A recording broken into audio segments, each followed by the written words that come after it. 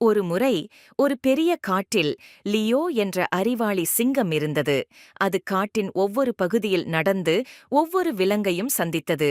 Leo அனைவரையும் நேசித்தது மற்றும் உதவியது. ஒரு நாளில் சிங்கம் ஒரு நதி அருகே வந்தது. அங்கு ஒரு சிறிய முதலை இருந்தது. அந்த முதலை தன்னுடைய ஓடு தவறி நதிக்குள் விழுந்தது மற்றும் வெளியே வர முடியாமல் இருந்தது. என்னைக் காப்பாற்றுங்கள் என்று முதலை சத்தமாக அழைத்தது. சிங்கம் உடனே அந்த முதலைக்கு உதவ முனைந்தது.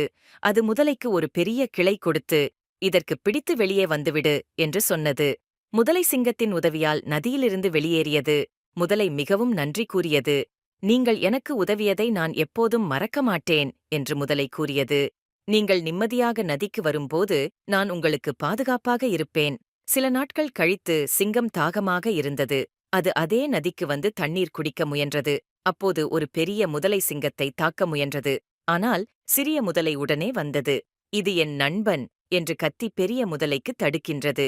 பெரிய முதலை விலகி சென்றது. சிறிய முதலை, நீங்கள் எனக்கு உதவியது போல இப்போது நானும் உங்களுக்கு உதவியுள்ளேன் என்றது. சிங்கம் மிகவும் மகிழ்ச்சியடைந்து, நீங்கள் உண்மையான நண்பர் என்றது.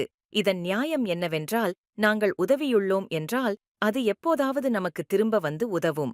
நல்ல மனமுடையவர்களை சந்திக்க நாங்கள் அன்பாகவும் உதவியாகவும் இருக்க வேண்டும்.